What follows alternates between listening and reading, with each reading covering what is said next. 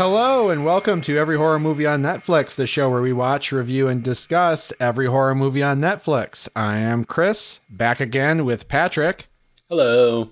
And with Steven. Hi. And this week we are taking a walk down memory lane, my memory lane at least. We are watching and reviewing the film Circle, which has been on Netflix forever and is one of the movies I saw in the catalog that inspired me to get these guys to do a podcast with me where we watched every horror movie on Netflix. So I'll let you know, or we'll let you know in a little bit if it was worth it. But in the meantime, until then, we like to talk about at the beginning of every episode what else we've been watching and doing and reading in the horror world. Steven, do you have anything new to report? No, not really. We did finish in the book club on the Discord. We finished reading Poppy Z. Bright's Lost Souls. Pretty wide range of reactions to that one. I mostly enjoyed it, but the book club is going to go on a little bit of a hiatus for the rest of the summer. I think this might be a scoop. I haven't said anything in the Discord yet, but I want to read something that isn't horror, that's quite long. A book that you two are both big fans of, 11/22/63. I'm so happy. By Stephen King. Yes. View it. A Kingcast Read episode. Not that I didn't want to read it because y'all said it was so good. Yeah, we know. Intrigued me. We know. But I heard a Kingcast episode about it that even further intrigued me, and then somebody just handed me a copy of it. Like, it was literally that simple, just out of the blue. Someone said, did you know that? This.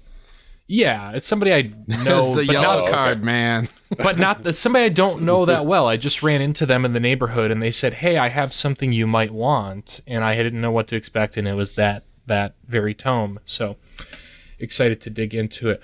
Patrick, what have you been up to horror-wise? Well, Chris and I had a big shared experience in the horror world in the last week or so. We went to see Insidious, The Red Door, with no knowledge, I think. Wait, or no, did you see Insidious 3, Chris? I forget. Yeah, but 3 and 4 are not connected to this. Right. But this is Insidious 5, aka Insidious 3. 3. And we both hated it. Chris turned to me as the credits rolled and said, "I'm sorry." Yeah, Wow. I'm sorry I brought him to. I thought we were going to have a fun Thursday He dragged night me out opening night. Yeah. Opening nights. And I got to say, part of my perception could have been colored by the fact that once again, I found myself sitting next to 4 of the most obnoxious people in the world who didn't seem to be there to watch a movie. Who came in like the movie had already started, which means it's like 40 minutes past showtime with all the bullshit they showed beforehand. And they like walked towards me, and I was like, oh God, are these fuckers going to sit down next to me? And then they sat down next to you, and I was like simultaneously, like equal parts. I was just like, thank God. And also, God, poor Chris. So I was tilted the whole movie, but I don't think that was really the problem. This was just, the movie was just salt in the wound. I mean, Patrick and I have had kind of some lengthy discussions about it. And I think suffice to say, if you're making a movie that's a sort of direct continuation of a story from 10 or 11 years ago, and the whole point is we're going to bring back those characters and their predicament 10 or 11 years later. Start by focusing on maybe in your top 2 characters, a character who remembers the events of the last movie. Yeah, because Patrick Wilson and his kid have both been mind wiped, so they don't remember the events of the last 2 movies. Right, and so you just sit there like watching, waiting for them to finally remember what we all already know. Right, for an hour and 10 minutes, you sit there watching them be like, damn, why am I sleepwalking? Damn, what's the further? Damn, what's behind this red door? And we're like, yeah, I've known this for 11 years. Please, let's start the movie. And the movie doesn't start till the end. And I don't know. It's really not even scary. Like the first 2 I enjoy just as like jump scare factories. And this low on jump scares, and when they do show up, most of them were completely ineffective to me. I just kind of sat there stone-faced when they did actually turn up. Yeah. So what can you do? But they say it'll be a long time before they make another Insidious movie. So, well, that's good. I don't buy that because this thing made a shitload of money. Yeah. How cheap the budget was. Yeah, they got to keep the product machine cranking. I was happy that it bumped Indiana Jones out of number 1 in like Indiana Jones's second week. Dude, 10-year-old Chris is going to travel forward in time and assassinate you for saying that. I know, it's crazy, yeah. I would like to give a quick shout out to something good I actually consumed in the horror world in the last couple weeks. Well, actually, 2 things. Very briefly, I finally watched The Stuff at Steven's recommendation because there's been even more Larry Cohen talk on the cast than usual lately, and I was like, all right, I finally got to delve into this dude's work, and that was quite delightful, and I can't wait to watch more of his stuff. No pun intended. Mm-hmm. But I also really enjoyed a manga, horror comedy manga recommended by one of our Discord community members, Killytastic, I think is their handle on Discord. They prepared an amazing kind of Google Doc of recommended horror manga that they shared with the Discord. And I checked out Night of the Living Cat, which is a manga about a zombie plague in which people don't turn into zombies, but into cats. And so the city just gets overrun by cats. And it is honestly beautifully illustrated. The artwork is really, really stunning. And there's just a lot of very clever kind of humor as far as, just the behavior of people who have now become cats and are overrunning a city. So I enjoyed it quite a bit. Chris, what have you been digging into besides Insidious 4, 5, 3, whatever it is? Besides Insidious, The Red Door, the only thing I've watched is Circle. What a segue. Let's get into it. Yeah, great segue. So Circle, it's the 2015 film, which I am only aware of this movie through Netflix, which I guess isn't unusual for our show, but like it's not a Netflix exclusive, but it's just been up there forever. And so I feel like it might as well be. It's from 2015 and it was categorized under like thriller or sci-fi forever. And then I guess they just added horror to it long enough for me to choose it. It's a very simple premise, and the premise is in the little line that you see in the Netflix catalog. Basically, there's 50 strangers, and you see this premise, and you're like, okay, I'm sure there's going to be a little more to it than that. No, there's 50 strangers who wake up, and they're all standing in a circle, and they have to choose who lives and who dies. And that's basically it. We find out pretty early on. It was a pleasant surprise for me. We find out pretty early on that there's like that this is an alien thing. Like they're on an alien spaceship probably. And I mean, the rules are very simple. They're on these little circles. They can't leave their circle. They can't touch anybody else. And they all have some sort of mechanism in their hand where they can basically vote on who the next person to die is. And they have to make this choice every 2 minutes. And every 2 minutes, there is upon the election, there is like a lightning bolt, gamma ray, something that came out of After Effects that knocks the character out of the frame, and then they are presumed dead. I gotta say, it is more often than not hilarious when people get killed in this or get knocked out. Well, it's like they're getting pulled off the stage with a cane, basically. Yeah. Like we really don't see, for a movie that kills, 49 or 50 people. There's no blood or anything. There's no blood. It's not very horrifying. It's just sort of the existential question of wouldn't it suck to be condemned to death like this? And that's basically kind of the movie's gimmick. It's sort of a philosophy exercise. It's sort of invites you to think about, I guess, what you think about the world and values. There's people from all walks of life in this circle, and so we just kind of watch how these very archetypical characters, that is a flattering way to describe them, archetypical, how they relate to each other and how they kind of arbitrarily decide who is more deserving of life than the others.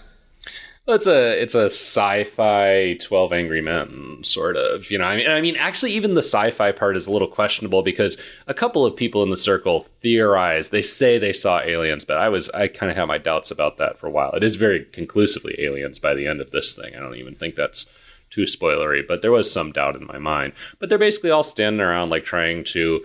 They're making a lot of speeches and doing a lot of interrogations to determine who's good, who's bad, who deserves to die, who doesn't. And what is good, what is bad, yeah. You know. And every character is like a variation of the guy in The Dark Knight who stands up at the press conference like, things are worse than ever, no more dead cops. Like, these aren't very subtle characters for the most part. They all say things like, look, he's an old guy, he's gonna die anyway, he's a criminal, he made his choices in life, you know.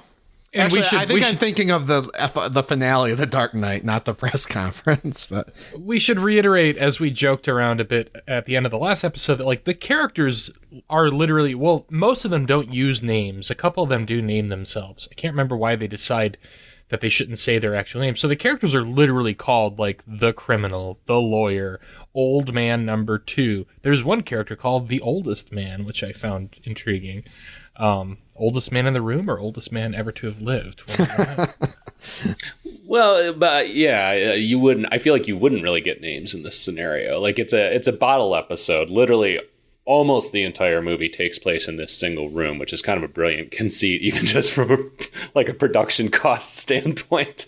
Yeah, they most of them don't really know each other's names, which you wouldn't in this situation. And they also decided at a certain point not to share names. I believe the reasoning is because they want to be very sort of objective about the circumstances of each other's lives and who is most deserving to live. And so they don't want to like sort of overly humanize each other, but just to get into the strict facts about each other's lives. It's well, like names can lead to judgments. I mean, if you get a Karen in there, she's gone immediately. Everybody's voting to get rid of Karen. Sorry, Karen.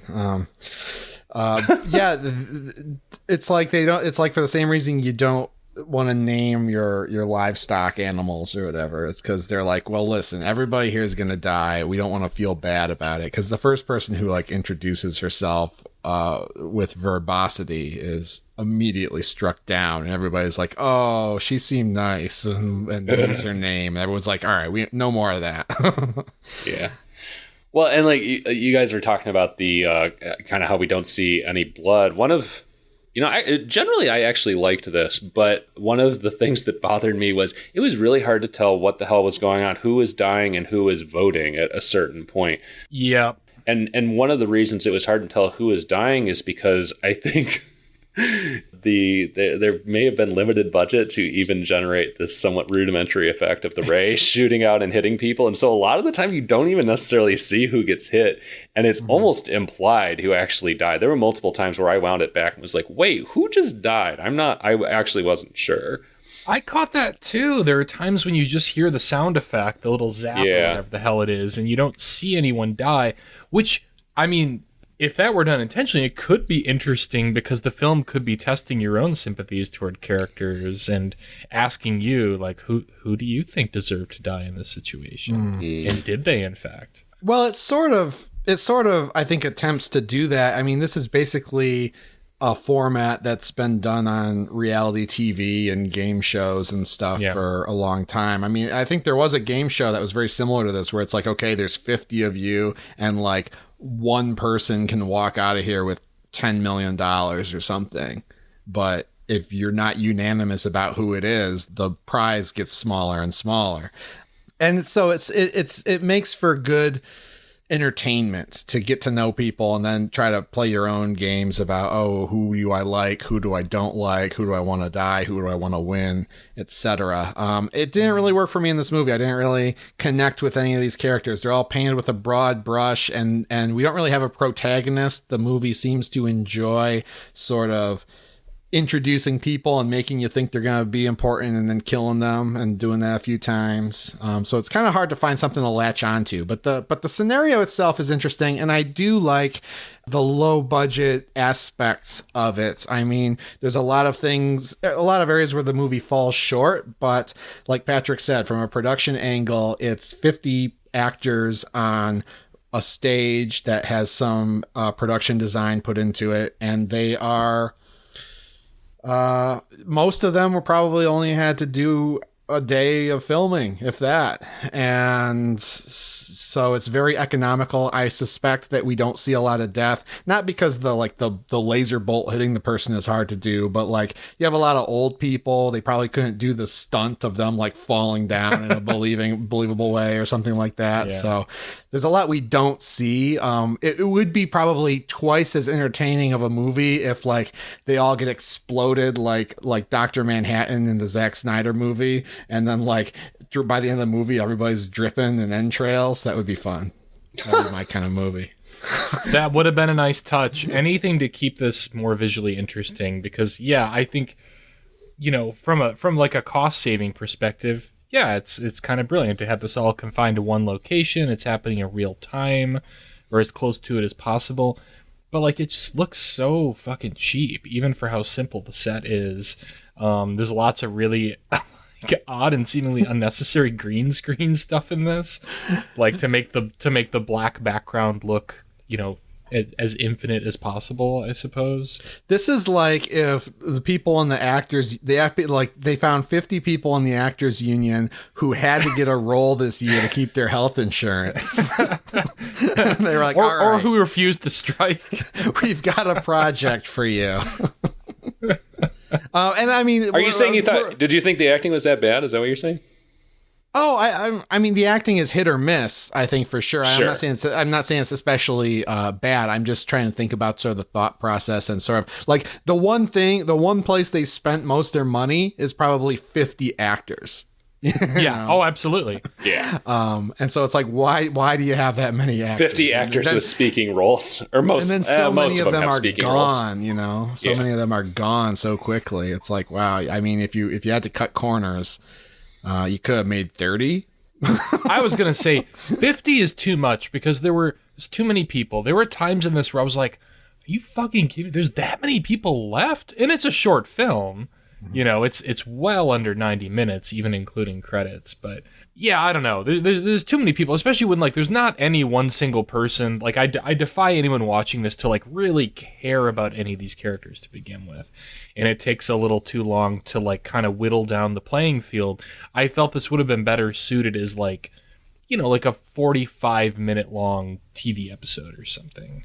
I don't need to be defied. Actually, I cared about many of these characters. Actually, really, yeah. Okay, I'll be curious to hear more about that, because I'm with Chris. I felt that every single person was as thinly sketched as possible. It's like, your character is you're pregnant.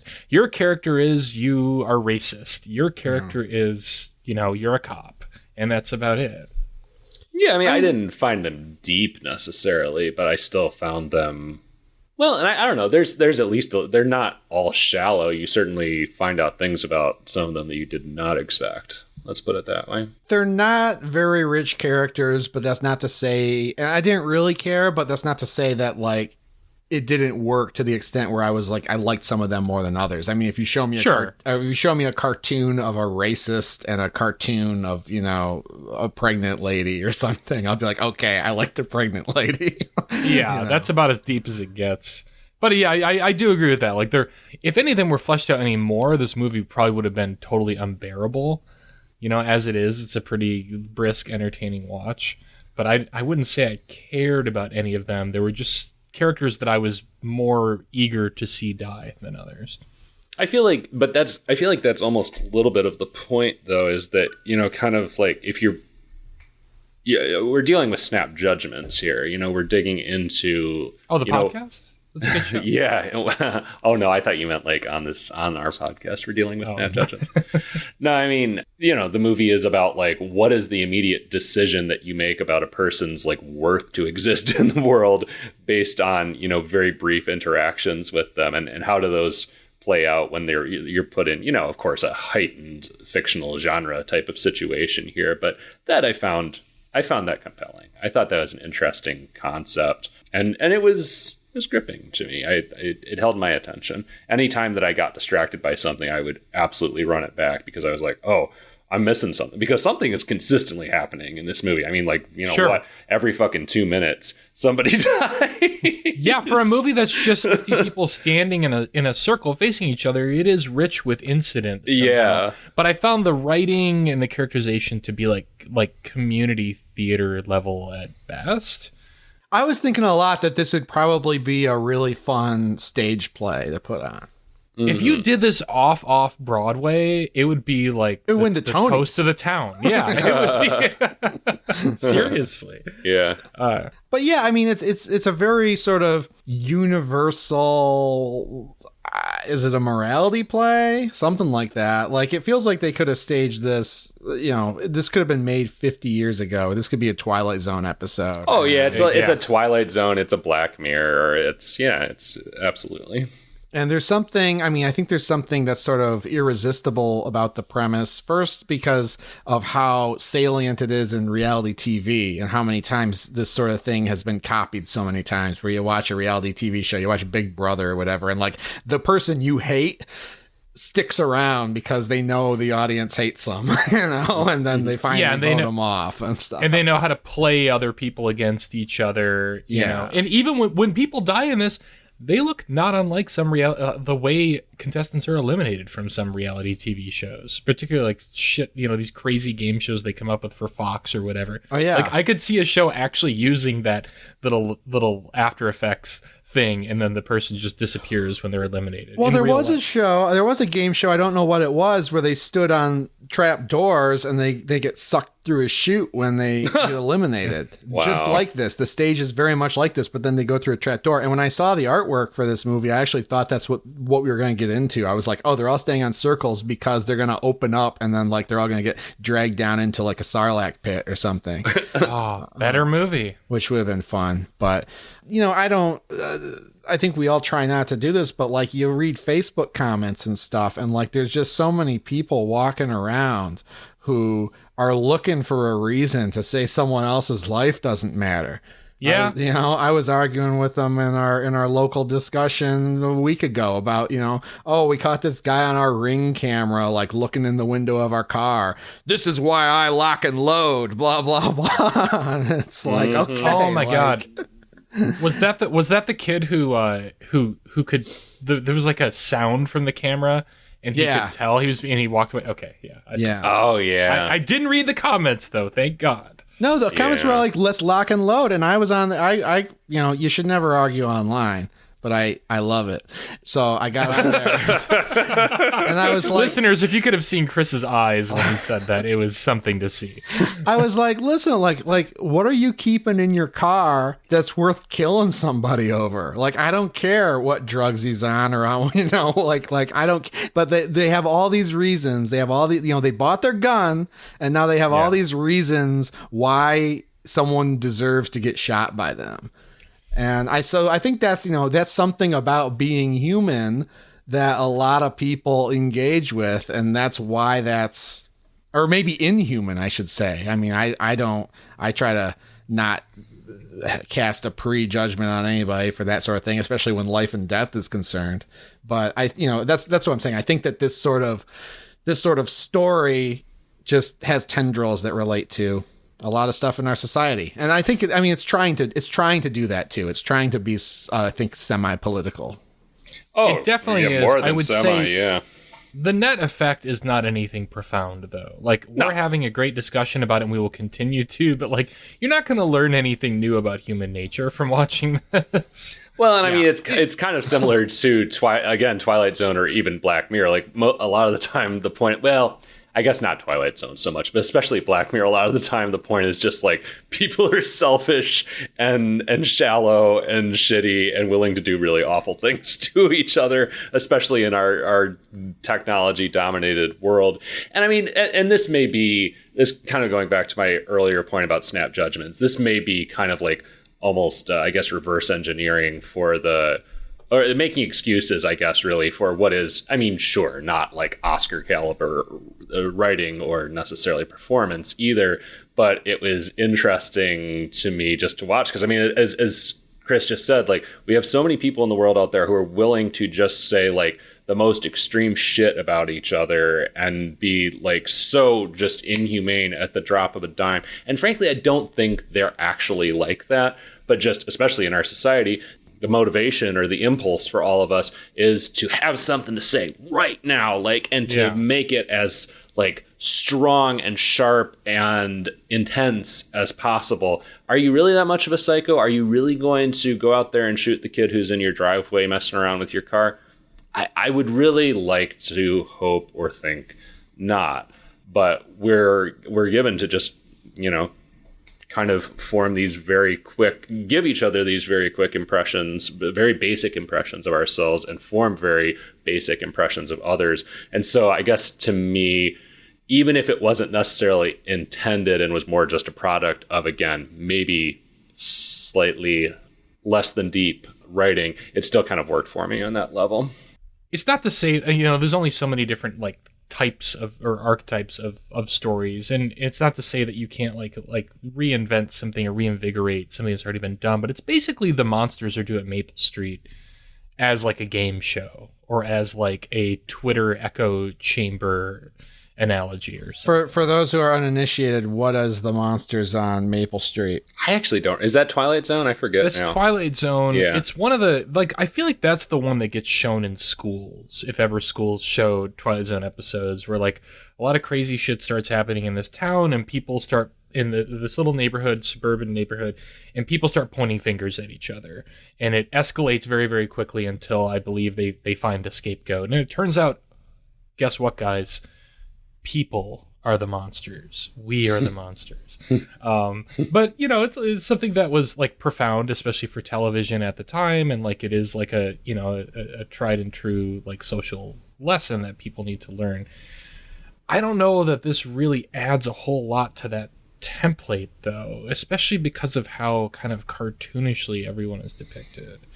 Yeah, that's my issue with, like, I agree with what Patrick was saying, but when you talk about, like, you know, how there's this impulse to just be extremists and to, you know, make these snap judgments on people, the characters in this movie don't give you a reason not to have snap judgments towards them. For the most part, it's what you see is what you get. They're all archetypes, you know. You have a cop. Would you believe he's racist? You know, you have like a pregnant woman and like, oh, you find out she's a single mother or something. Like, it doesn't really, there's not a lot of nuance to these character types in this. So I don't know. There's not really, I don't recall a moment where you're like, oh, that's surprising. Maybe this person is more deserving of empathy than we expected. Is there? I don't know if I would say more. There were some surprising twists to some of the characters, but that's true. I can't think of any that necessarily made me empathize with them more. No. I will say this. There were definitely characters that I was like more upset by their death than others. Yeah. And I mean, we got a cast of 50 people here. So like, what's even a spoiler? It's a spoiler when we get down to like 10, I would say. But like, there's a point where there's a Hispanic man who cannot speak English. Yeah. And that, you know, that doesn't get him very far. And like, I found that to be, it is purposeful, but it is quite upsetting. Like how he is kind of saved for a little bit because a woman offers to translate for him, and then she dies, and then, you know, we just know he's not going to make it because he can vote with his hand but not with his voice. Well, and and at least at the beginning they are trying to make efforts to understand what's going on and maybe get out of the predicament. Mm-hmm. And so they're trying to buy time for themselves to figure out the solution, and then people who aren't able to, you know, help them brainstorm the solution just don't have a practical value. That's kind of how that starts. The other reason, there's so many people because a lot of them die very quickly because, and this was the biggest surprise of the movie to me, they don't tell you the rules of this thing. Right. They just all wake up on these circles, and then basically through trial and error, they figure out what they're supposed to do, who dies if you do this, who dies if you do that, and they basically figure out that this is a game and that they all have to play it this way. But they go through a lot of people just figuring that out. I was expecting there to be, like a host, like a game show, or like, some sort of voice or something that taunts Jigsaw tells them what to do. Jigsaw, something like that. Or Jeffrey Combs. You the weakest link lady to show up. But okay. Well, I got a bone to pick about this too. Like, I did feel like this is to quote the band X, this is a game that moves as you play, and I feel like the rules kind of shift as it goes along, especially when we get very near the end. There are a couple things that happen where it's like, okay, I did like that they have to kind of figure it out through trial and error, and they're like on it, they have a time limit, but after a while it feels like there aren't really any rules to this game. The game just starts fucking with them. I mean, there's a moment where like 5 people die at once, and I don't know, maybe I wasn't paying enough attention, but that didn't seem logical to me. I agree. So yeah, I was confused in that moment too. Yeah, I think there are set rules. I don't think the rules change, but it is unclear why things happen sometimes, and that's a big red mark on a movie that's as simple as this, and it's about one situation and one problem, and it's a little fuzzily defined what the problem is and what the rules are. I need it to be airtight, and I don't think it'd be very hard for it to be that way, honestly. No. I was confused until at least halfway through as to how the voting actually worked, because they vote through hand gestures, and they can't... I was unclear on how the hand gestures worked. I knew that they couldn't see who each other was voting for, so it was always unclear, like, who was actually responsible, whose votes were responsible for each death.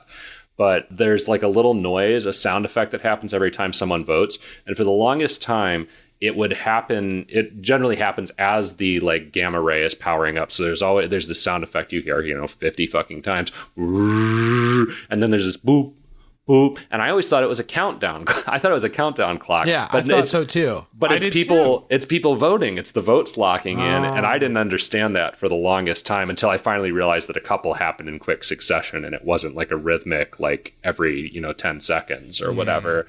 And so I was very unclear on how the voting worked. I especially because there are multiple rounds where if no one votes, the ray just kills a random person. And so there were a few rounds. It took me a while to understand that. And so I thought, like, wait, why did they just kill that like random person? But it was because no one voted in that moment. So it was a little confusing. Mm-hmm. So the thing that did interest me, and this is, I don't think it's a spoiler, but it's kind of the where the actual narrative starts to emerge. There is a pregnant woman and there's a little girl who's like 8 or something. Right next to each other. Amongst the crowd of 50. And they're standing right next to each other.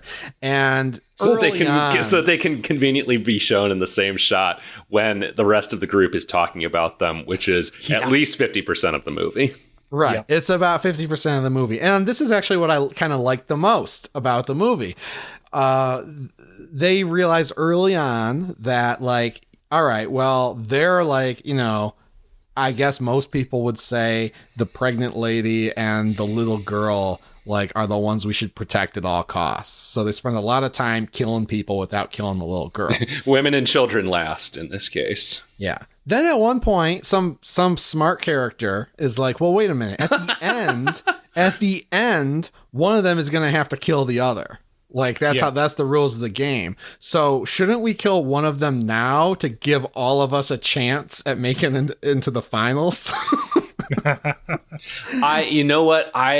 They argue about this so much. It becomes like it becomes the story of the movie. Literally 2 factions organized. There's a faction that is for killing either the pregnant woman or the little girl, and a faction that is not.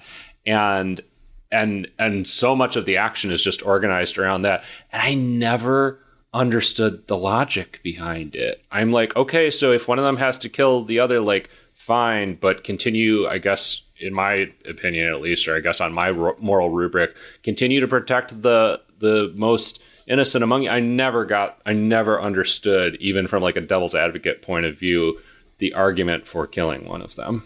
You know what? You raise a good point. I just said it was smart and I liked it dramatically, but now that I think about it, I don't get it either. Because at the like, no matter what, you're gonna be in the final two against an 8-year-old or a pregnant woman, and then one of you is gonna have to decide to sacrifice yourself for the other. So so let's say you get into a final two and there's an 8-year-old girl in front of you.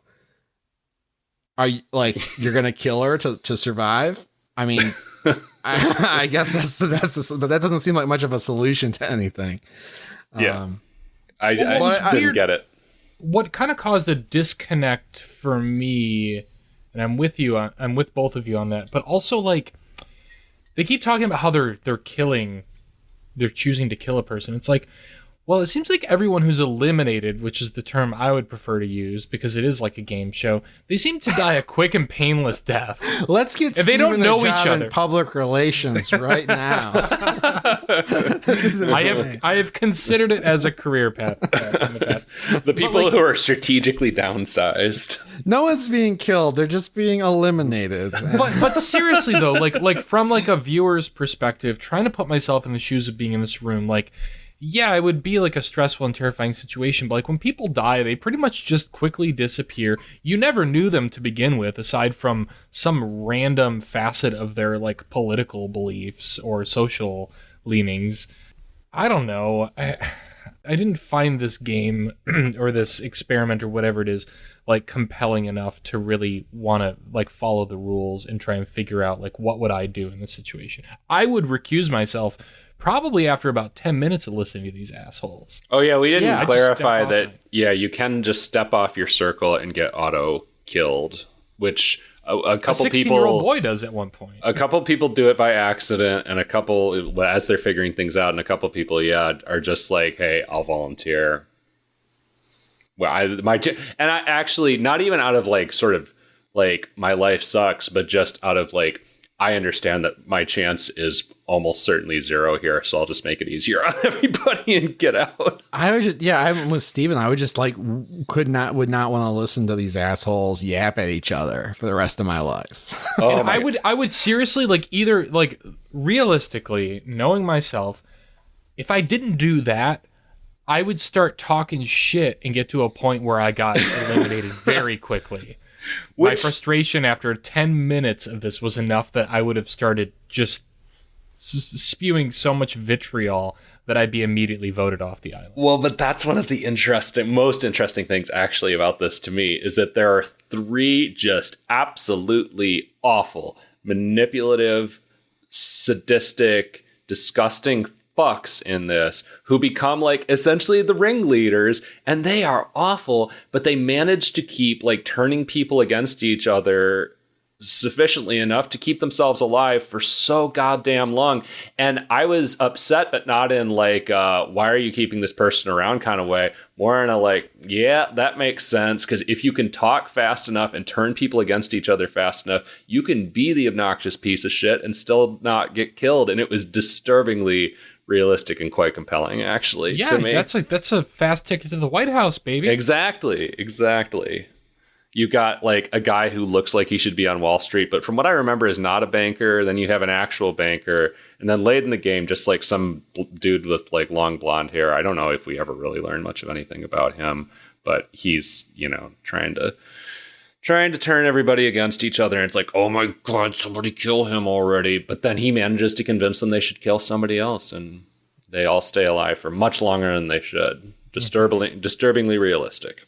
But I found that stuff interesting, especially as it went along. Like who was kind of taking the lead, who was managing to control and manipulate the others, and kind of the way like the power balance would shift as it went along was interesting, especially after it gets whittled down and you have fewer people to work with.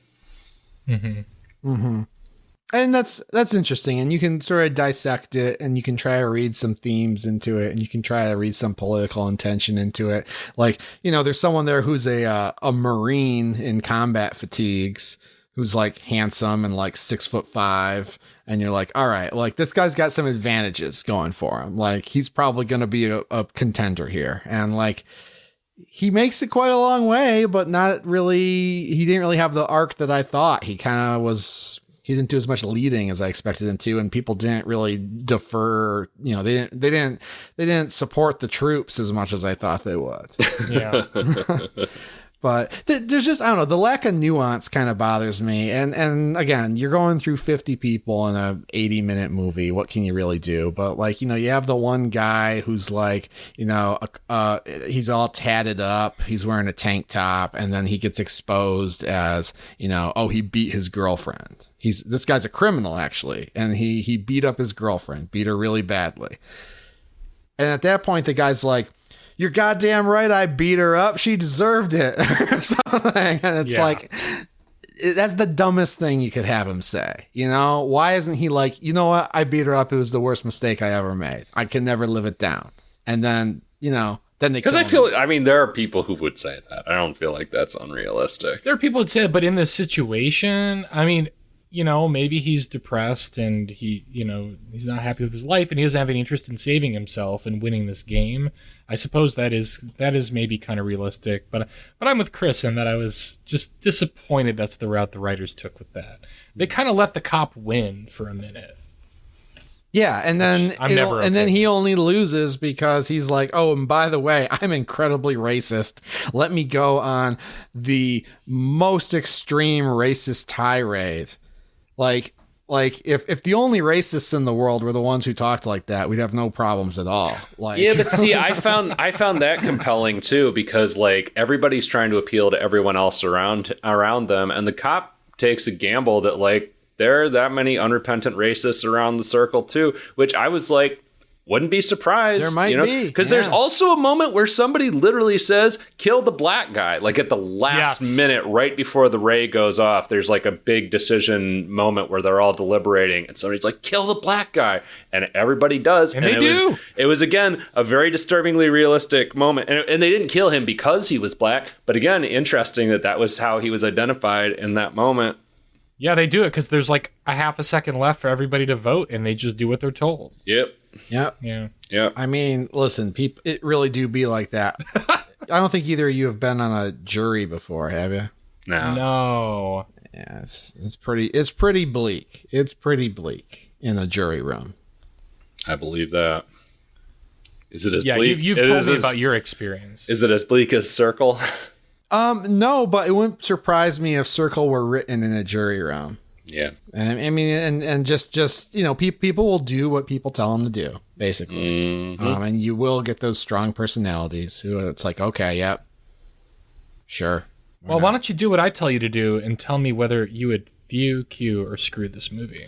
All right, so I'm going to give it a screw it. It is not I don't have a lot of animosity here when I say that. I don't wish any, and I had pretty low expectations. I was like, all right, this looks like a pretty nihilistic movie. I'm going to probably hate this. I didn't hate it, and I didn't think it was made with bad intention. I think it was made probably with good intention. I think it was made pretty creatively from a production standpoint, where you don't see a lot of small budget movies decide to invest so much on actors. Like usually you're supposed to have like 2 actors if you're making like a no budget movie, and they said, fuck it, we're going to do 50, 60, 70 actors. And that's kind of charming. And, you know, then they had no money for anything else, but hey, you know, you put your money in the hands of people. Why not?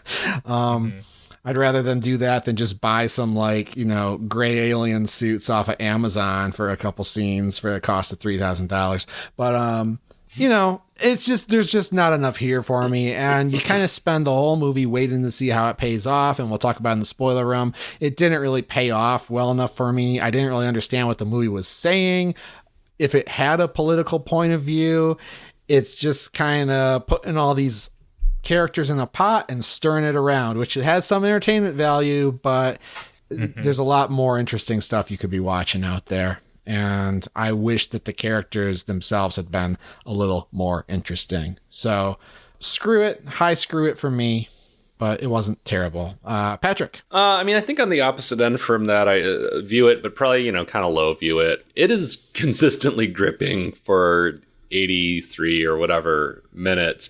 It keeps up a hell of a tempo with that rise and fall of tension basically every 2 minutes. There was interesting interplay between the characters, and I was compelled throughout. The final minute of the movie is some shit that we will talk about in the spoiler room.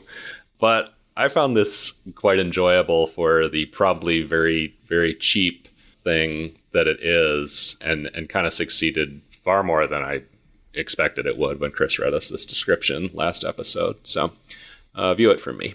Steven.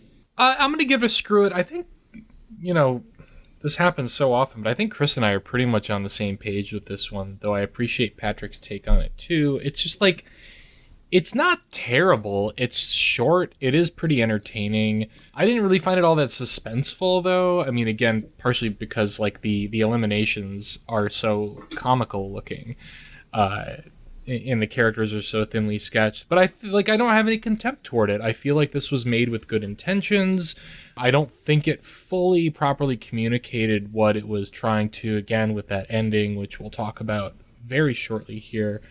That was a little bit of a letdown and kind of a head scratcher for me. But hey, this kept 50 plus actors, because there were some other featured folks at the very end of this. They got to keep their health insurance. They got fed. They got that craft services every day, or, for the whole day they were on set in some cases. So I'm all about keeping people working, especially union folks. So that's a view it to unions, but a screw it to Circle. Hopefully they're getting royalties every time we watch the movie on Netflix. Everyone has to go and watch Circle 150 times this week. Whoa. Yeah, and each one of those actors will get 2 pennies. 3-cent checks. Quick fun fact, actually, since we just brought this up again, I looked this up. So the shoot is 2 weeks, and all actors had to be available for every shoot, according to the Wikipedia article. Oh, well, that's a pretty solid contract. So they're not just trying to be cheap and you're going to die in the first scene. So they got be on 2 call. weeks We'll give you worth of that craft on-call services. That adds some weight, I think, to our conspiracy theory here, because if you're making an independent film like this, you build the schedule so you don't have to have 50 people on your set for 2 weeks or pay them as if they are. It's really hard to comprehend that the first person who got killed had to be there every day. That makes no fucking sense. It reminds me of when I, the one time I acted in my life in To Kill a Mockingbird, I was the courthouse clerk or something, and I'm in half the play, but I have 2 speaking lines. And so it's we're doing scene 13. I was like, all right, I'll be there. I'll be sitting here reading a book, watching Atticus do his thing. And then, yeah. All right. We're going to go to the spoiler room and spoil everything about Circle. But before we do that, let us remind you that we are available on social media. If you want to catch up with us in between episodes, we're at EHMONcast, EHMON cast, and we are on Twitter, Instagram, and Facebook.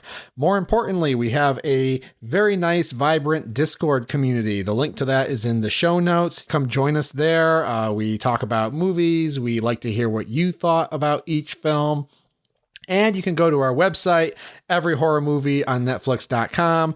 We have a list of some of our episodes that we have done and how we've rated them, and a link to our merch store where you can get every horror movie on Netflix art on a cup or a shirt. Or do we have mouse pads? We should. Probably. Mouse pads, you name it. It's there. That's every horror movie on Netflix. I'm just going to go with probably. Well, and everybody, I think we should announce this too. This seems like the perfect episode to do it. Everybody's trying to figure out. We're ending the show. What's the next?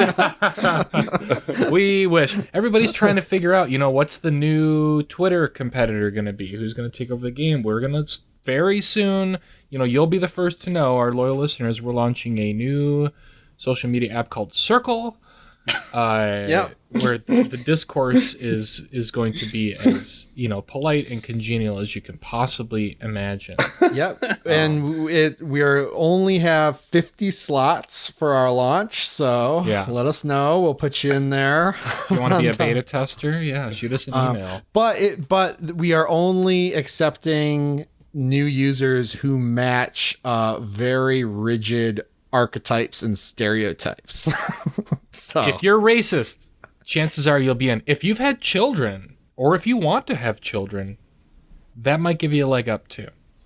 If you've never seen yourself represented in the main cast of a major network sitcom in prime time, do not apply.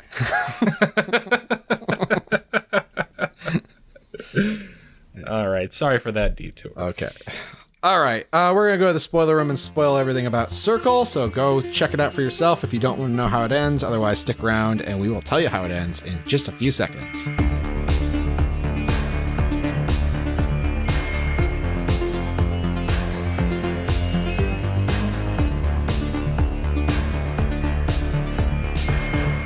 Welcome back. We are down here in the spoiler room to spoil everything about Circle. We're up in the spoiler mothership, motherfucker. Before we begin, listen, I want your top 5 races, genders, marital statuses. Like who do you protect in a situation like what kind of baggage are you walking into the Circle with? Who's your favorite occupation? Oh my god. Yeah, there was a kind of an M. Night Shyamalan quality to this as well that I only just now picked up on. Wow. My name's Old Man. I'm a doctor. Well, look, there's really my name's MILF. I'm a porn star.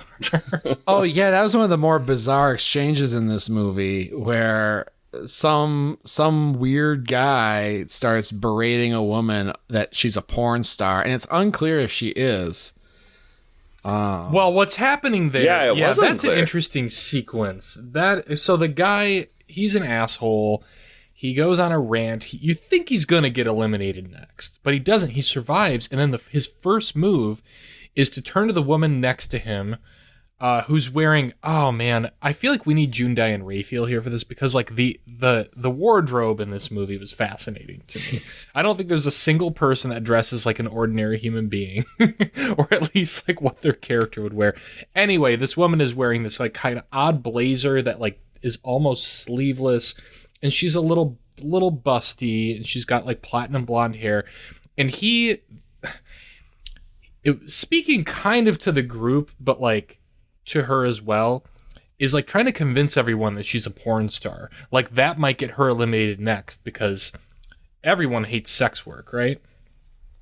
And it turns out that she's not a porn star, but what he's doing, it's almost like a mentalist sort of trick, but like a very shitty one. He gets her to like cop to, I think, having an affair or something. Like he's or just like sleeping with her boss or something. That's what it was. Yeah. Yeah, because he keeps harassing her about like who bought her breast implants. Yeah, and he's like, if I just keep throwing everything at the wall to see what sticks, she's gonna admit to doing something reprehensible that will get her eliminated instead of me. And no, I don't think it worked. She did get eliminated. And I mean, but like, and then he got eliminated. Sure, I would have eliminated him for. Listen, if you're a guy who starts, why are we still saying eliminated? Let's not let Steven's double think corporate speak get into our heads here. I would have fucking killed this guy. We're saying eliminated so people can't clip us out and then like then cancel us. We're saying we're bloodthirsty killers. Chris Slat said he would kill an atheist, which that's kill a porn star. And that's what this guy's character is. He's the atheist. Is he? Yeah, I think he gotta is. have one. Yeah, gotta have one. But listen, listen, guys. You know, nothing against porn, but like the guy who like knows porn stars is a type of guy that always makes me uncomfortable. Well, I mean, we all know Darcy, the male girl. Well, of course, Darcy, Diana sure, but like the guy who's like, I recognize you. In fact, I know your name. I saw a ranking. Someone put together a tier list of like 100 porn stars, none of which I had ever. I don't fucking know these people, and I'm like, yeah, I think I would. Whole universe out there of knowledge. Yeah, I think I would tweak your statement maybe to say the guy who like knows mainstream porn stars. Yeah, because I could name 20 porn stars off the top of my head. Yeah, I could name a few. Some who are famous just because their videos pop up all the time, and then some who are more kind of in the OnlyFans category. But I hear what you're saying. This is a guy who is like addicted to pornography. He's got a And Rolodex. He's got a codex in his brain.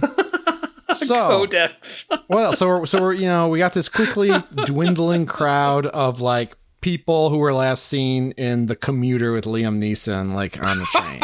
They're all. We've seen these characters before. One of them's like, I'm a banker. I put value into the economy. And he's like arguing with someone that he hates because she is a lesbian. Yeah. Okay, but look, there would be people in that room who would be like, fuck you, you're a banker. And wouldn't that be exactly what the banker would say with 2 minutes to like defend and his people are life? like, fuck you. They're like, well, They okay, are, yeah. No, that's what I'm. Yeah, I'm trying to say. Like the movie is fairly. I can't. It feels again fairly realistic to me. I mean, what else are these people going to say? Well, in that I wasn't there. No circumstance? one brought up the bank bailouts. It pissed me off because this is the guy who's always yelling at everybody about handouts, and he's like, "I don't take handouts. I'm a banker." Yeah, somebody does kind of scoff at him, but no one specifically brings up the bank bailout of 2008. Well, maybe that was just the movie being subtle. It knew that you would get the joke, so they didn't have to say it. That guy's a shifty motherfucker because also He's shifty as fuck. He has 7 kids, and he uses that in his defense at one point. I think he's making that up. But then all of a sudden he's ready to not only kill a child, but also a woman who is with child. Yeah, and he keeps resetting, saying, we're just trying to figure this out. You know, he's like basically like anything I said before now is meaningless because we've all seen the consequences of that train of thought. And I was just trying to do the right thing, and I didn't know it wasn't the right thing. And I like him as a almost kind of villain. What other encounter scenarios are worth talking about? Any of them? No. There's the one thing where it's like the guy's got a fake wife because he thinks it's going to give her sympathy, and someone figures it out. That was kind of cool. Yeah, they're improvising a little bit, but also it's like lazy improv because they never give you any details about their relationship or I guess they're not afforded the opportunity to. But she does a good yes and because I think he's the one to say, you know, I'm here with my wife, and this woman, she doth not protest and just goes along with it. So that was surprising, but it doesn't really add up to much of anything except that they both lied. All right, well, let's get down to business then. Long story short, I mean, so much of this movie depends on what are we going to do about this pregnant woman and this little girl. Yeah. Somehow, through just the absolute Machiavellian machinations, this kid who is like... The nice guy. College. Oh, he's the nice guy. Okay. College. I mean, he seems like the nice guy for a while. He seems like he's trying to be like the angel on the shoulder. Compared to the other like bros in the room, sure. He's trying to protect the pregnant woman and the little girl, or so it would seem. Right. And so he comes down, and long story short, it's just the 3 of them. Yeah. And he's like, all right, look, the shit's getting real. Like, we all knew it was going to come to this. Like, my life is forfeit, but one of you two need to, like, decide who is going to be sacrificed so the other can live. And the 8-year-old girl, who's just kind of been scared and terrified the whole movie, steps forward. It's just, well, she hasn't stepped forward yet. She's like, I'll do it. I'll sacrifice myself because of the little baby. I want to protect the baby. I mean, what a sweet child. This child of mine. Well, and I felt bad for this actor the whole movie because I'm like, oh my God, you had to just go to set for 2 weeks and just stand there and like cry. Like she basically has no lines. She's just really scared and crying all the time because basically everyone's constantly debating whether she should die immediately or not. Oh, what a great experience for a kid. You get to be on a movie set for 2 weeks. You don't have to really do a whole lot. Yeah, listen, last time we worked with a kid of that age, we put her in a coffin and closed it. Not for 2 weeks. Not for 2 weeks, but we did do that. Our shoot was 1/14th as long as this one. So she's like, all right, I'll do it. I'll sacrifice myself. And the nice guy's like, okay, you're very brave. Look, I'm gonna do it with you. We're gonna just walk off of this platform and we're gonna let this pregnant lady live. And then the countdown's going too, which again, why is this how you would actually do this? If this is actually what you're doing, I feel like not. I feel like we're changing the rules a little bit here. But long story short. Wait. What do you mean by that? Well, I'll tell you in a second. Okay. She steps off. The little girl steps off to sacrifice herself. The nice guy steps forward, but then he steps back at the last minute and votes for the pregnant woman. He like the coordination involved. So girl eliminates herself. And then our new hero kills the pregnant woman. Okay, so all that I loved. I was actually very moved by him being like, "You want to do it together?" I was like, "Oh, that's nice." Like he's extending a gesture. I was fully on board. Didn't see this coming, and I think my jaw actually dropped when he just reached out and fucking murked the lady instead, as the girl was already sacrificing herself. That was great. That was gripping to me. My criticism was that like, if she was going to sacrifice herself, wouldn't they just be like, okay, like we're going to vote for you, and then I'm going to step off, or she's going to vote for me and I'm not going to vote for her? Or I guess, I don't know, what we think maybe she wanted some guarantee that the pregnant woman was going to be safe, I guess, is maybe why they did it simultaneously. I don't know. It's just the stepping off is a mechanism that they really don't use in this way until this point. And I was like, oh, I thought when we made the deal, maybe it was going to happen differently. I think the fetus should have a vote in this. Well, and it does. It does. Life. I know. I'm trying to lead into that. Oh, all right. Yeah, because that's the other thing. Then he's like, "Oh, I did it. I won the game." But then the timer starts again. And you see like the mother's belly is illuminated, and I'm like, this movie better be real fucking careful about what it does in the next 20 seconds. But he kills the baby too. Yeah, and wins the game. Our new hero, the nice guy, he wakes up in a gutter in Los Angeles. This was the part that really got me. Amidst an alien invasion.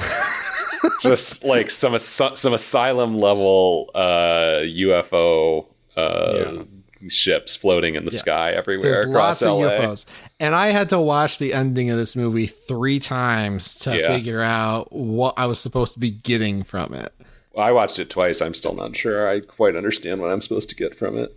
I'm still not sure. He comes out of the gutter and he sees, or the aqueduct or whatever. He comes out and he sees like a crowd has gathered and they're looking up at a spaceship, which is clearly where all this circle stuff is taking place. And it's just, random crowd of people. There's some kids.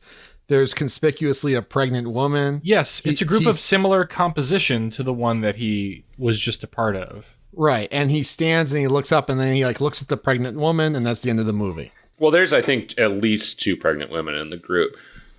I think some hot take. I don't know. I might have to roll the tape. Well, and this is interesting because Wikipedia actually says he awakens in Los Angeles where he joins a group of people, primarily children and pregnant women, and then in brackets it says citation needed after primarily children and pregnant women. True. It's not true, because I watched it back with that in mind specifically, because I watched it and I was like, I don't get it. And I thought, the reason there's so many kids and pregnant women is because these are all the people who have survived, and it's all kids and pregnant women and then this fucker, which would have been great. That would have been pretty funny. If this is the one guy who got taken up and survived because he, without being a kid or a pregnant woman. Let's put it this way. It may be more children and pregnant women together than it is not in this group, but at the very least, it's more pregnant women than you would expect to see in an average group of this size. I don't think so. I think there's only one pregnant woman, and I think there's only one. There's only a few kids, and then the rest of it's just normal people. I'm checking the tape. I checked the tape before I sat down, so we won't have to do this. I saw at least 2 pregnant women. Well, you were drunk. You were seeing double. You got double vision. Yeah, so here's what I think it is. And I don't think there's any way to puzzle this out that isn't stupid. Or disappointing, at least. I think it's like, okay, this experience we just had, this is going to happen to everybody on the planet. Or at least in Glendale. So he survives, and he sees a group, and he's like, yeah, I could probably survive that one. I could survive that round. I just dealt with this. He thinks he's going to be taken again? I think he will be. Because he approaches the group and it looks like he's about to assimilate with them. No, I think he's rejoining. I think it's just your classic case of he's rejoining society now. The event's over, but he's going to always have to live with what he did. Well, they conspicuously repeat voiceover from earlier in the film. No, there are 2 pregnant women in this group. Well, let's just say, I mean, there's 2 pregnant women, but like, it's not enough for me to like be like, oh, these are all the survivors. There's 2. Oh, yeah, actually, there's only 4 kids. There's fewer kids than I thought there were. But yeah, it is. That Wikipedia article will definitely cloud your memory. That's just totally wrong, as so often happens with these things. It's still interesting that there's 2 pregnant women in this group of, 10, 15 people? Well, they put out a casting call. We need someone to play pregnant woman, and they had like 3 to choose from. So like, all right, well, we'll let you be in the final scene, you 2. Yeah, yeah. You all get health insurance. Yeah. Because you need it. Yeah, they repeat, you're going to have to decide for yourselves, referring to the woman and the pregnant child. Oh, and he looks at one of the pregnant women. She says it has to end this way. You don't have much time. And then that's the end of the movie. Yeah, I still don't know what the fuck that's supposed to mean. What does it all mean? What does it all mean? So we told you we were going to tell you everything that happened in this movie, but we don't know. We don't know. We don't know what happened in this movie. Well, we know what happened. We just don't know what the implications are. Yeah. You know what? I predict... I don't know. I just got a strong feeling. I predict we're going to have a GJ actor in camp moment with this movie. I predict that... Dude, I was just telling somebody about that story recently and how, like, I need to remember to try to be kinder to these lower budget movies because we got fucking called out. I predict that writer-director, joint writers and directors, Aaron Han and Mario Michoni, writers and directors of Circle 2015, are going to reach out to us and be like, yo... I want to set the record straight and tell you what's up with this crowd that has 2 pregnant women in it. I welcome it. Come into our circle and explain this movie to me. Explain the ending, especially. Yeah. Like, I would love to talk to them because I feel like there is a lot of, intentionality behind it and some talent and, some good intent, but it's baffling and it's a letdown. Like let me ask you this. Let me pose this question. Maybe it's a 2-part question. 1, did you think it was aliens the whole time? Yeah. No. I'm with Patrick on that one. Yeah, I didn't believe the guy who was like, there were some creatures, they were black or maybe dark green. I was like, you are crazy, dude. You're out of your fucking mind. When he said they were all black, I was like, where are we going here? I don't like this at all. He was making that up, but there was the alien invasion, and that was corroborated by multiple people.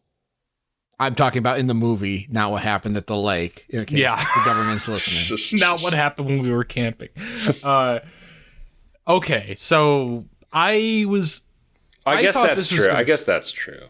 I was on the fence. I thought, I don't know who to trust in this situation. Like, maybe this is some kind of human experiment, and maybe one of them is in on it. And I don't know. Frankly, it would have still been cheap and Shyamalan-esque, but it might have been more satisfying to me, as this is kind of supposed to be a moral fable, or at least a moralistic movie. And I don't know. I feel like that would have tied things up more nicely in a thematic way. The reason I doubted it, I think, was because not everyone was on the same page about the alien invasion / abduction. Like, a few people seemed certain about it, but it seemed like something where, like, okay, if one person was clearly abducted by aliens and clearly saw an alien invasion, why hasn't everybody? So there was doubt in my mind. Yeah.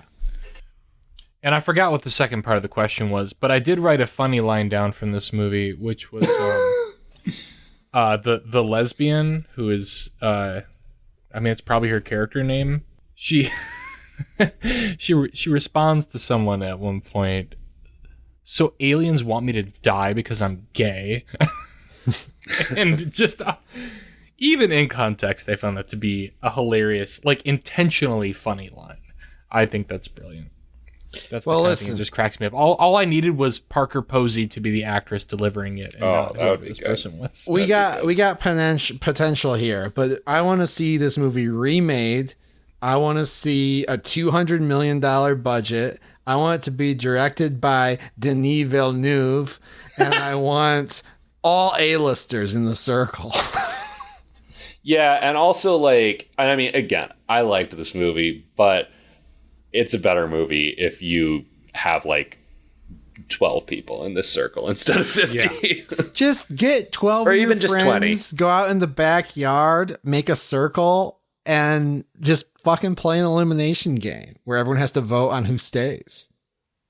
We'll call it the Phantom Zone, and it's 12 people around a campfire at night in Pinckney, and once you walk away from the fire, it's just a black void. So we're stuck together, and we start to slowly be sucked up by a tractor beam based on our choices. Say no more. Say no more about what happened at the lake.